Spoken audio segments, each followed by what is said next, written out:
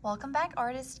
Today we're going to be finishing your winter cats that we started last week that are based off of our artist Angie Rosellar. We looked at some of Angie Rosellar's cat paintings, and we noticed that she did cats that looked realistic. So that means cats that you could see in real life. We should also have noticed that the cats she paints have either scarves or sweaters that have really cool designs like yours do.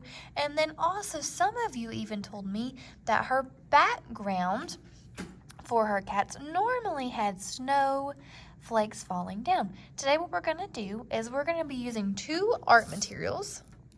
One is going to be an oil pastel and the other is going to be our paint.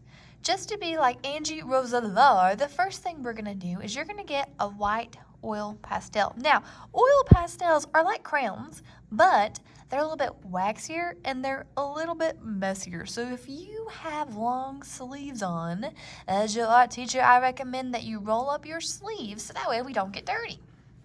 Now, my kitty cat is not colored in, but at this point, your cat should be colored in, all of your cat and all of your scarf. After we have done that, I'm going to give you a white oil pastel.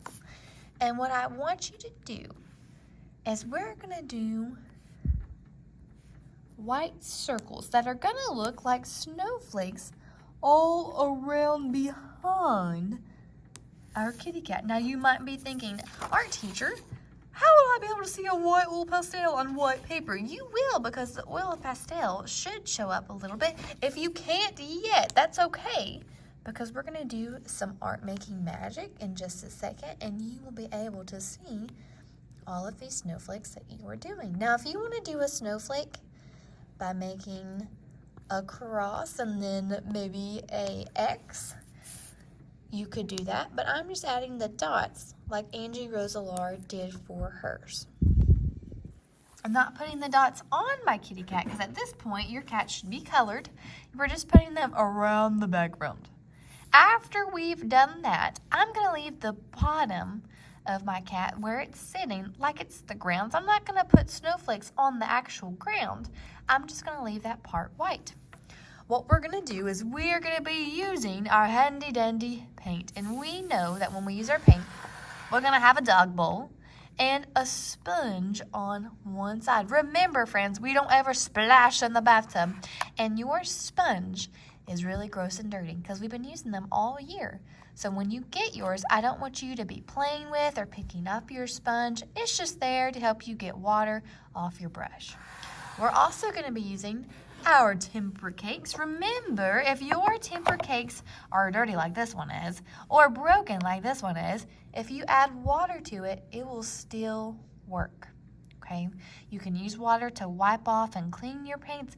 You also need to use water to get paint on your paintbrush. Now, what I'm going to do for my kitty cat, I'm going to paint behind my cat blue because I want mine to look like Angie Rosellar's and I want mine to look like the sky. So I'm going to grab some blue paint and I'm actually going to leave the bottom here white. So what I'm going to do, I'm going to do our 3 steps we always do. I'm going to dip my brush in the water, pat my brush on the sponge, get some paint. And I'm going to use this light blue color. I'm going to add water on it to activate my paint. And when I add my water, I can check my brush. And I see that I have paint on my brush. Now, I'm going to go in. Are you ready for some magic here? Watch carefully. When we paint over that white oil pastel, the paint is not going to cover it up. Oil pastels, remember, are a little waxy. And because they are that texture, they show up whenever we use paint. So I'm going to keep painting my background.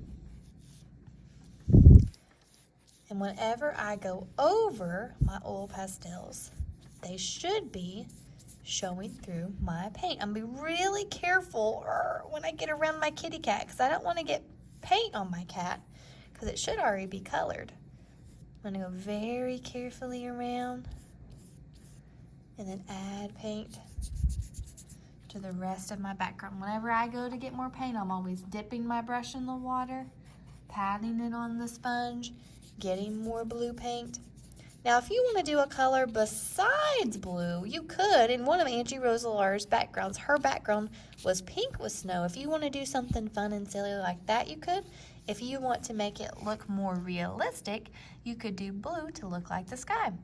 All right, friends, first thing we're going to do is we're going to get our white oil pastel, and we're going to do dots of snow all behind your cat. Then we're going to grab some paint, dipping our brush, patting our brush, grabbing our paint. We're going to paint behind your kitty cat. We'll let them dry really good, and then you'll get to take it home.